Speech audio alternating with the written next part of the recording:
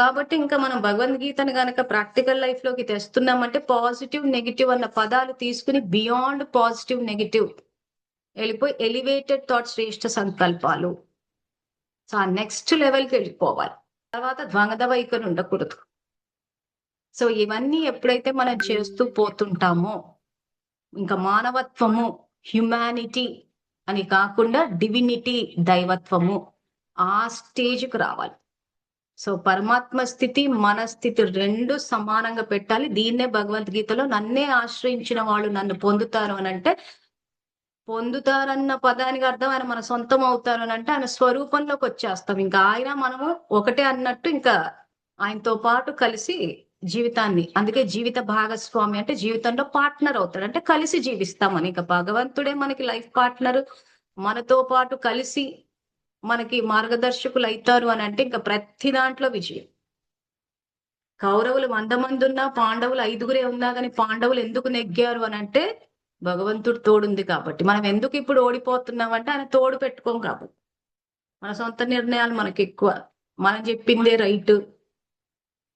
ఇంకా చాలా మంది ఎట్లాంటివి కొంచెం చెప్పినప్పుడు మాట్లాడే పద్ధతి ఎట్లుంటది అంటే అసలు భగవంతుడి కన్నా వీళ్ళే 4 స్టెప్పులు ఎక్కువేమో అన్నట్టు. భగవంతుడు చెప్తారు కానీ అది ఎలా అవుతుందండి? మృత్యువే లేదంటే కడుపు తీపి ఉంటుంది కదండి. ఆత్మ శరీరాన్ని వదిలిపోయి వెళ్ళిపోతుందని చెప్పేసి వాళ్ళ కర్మ అయిపోయి అట్లా వెళ్ళిపోతామా అండి? కడుపు తీపి ఉంటుంది కదా అని చెప్పి మరి వెటకారాలు మాతో చేస్తున్నారు, భగవంతునితో చేస్తున్నారో అర్థం కావట్లేదు. వాళ్ళంతా భక్తులు, ఎప్పుడు చూసినా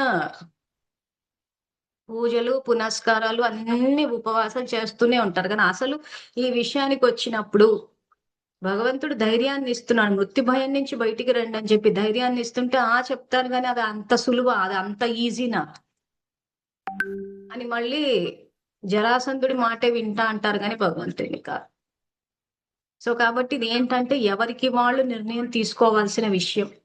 ఇంతకు భగవద్గీత, రామాయణ, మహాభారతాలని ప్రాక్టికల్ లైఫ్ లోకి తీసుకురావాలా వద్దా అన్నది. లేదు మేము ఇలాగే పారాయణ చేసుకుంటూ ఉంటాం అంటే మాత్రము ఆ భగవంతుని సాంగత్యం ఏదైతే ఉందో ఈ రాక్షసుల్ని, మనలో ఉన్న రాక్షసుల్ని సంహరించి విజయులు అవ్వాల్సిన ఆ విజయం, ఆ విక్టరీ ఏదైతే మనం ఎక్స్పీరియన్స్ చేయాలనో ఈ కలియుగంలో అది మిస్ అయ్యే అవకాశం ఉంటుంది. సో కాబట్టి ట్రై చేసి చూడండి. మీకే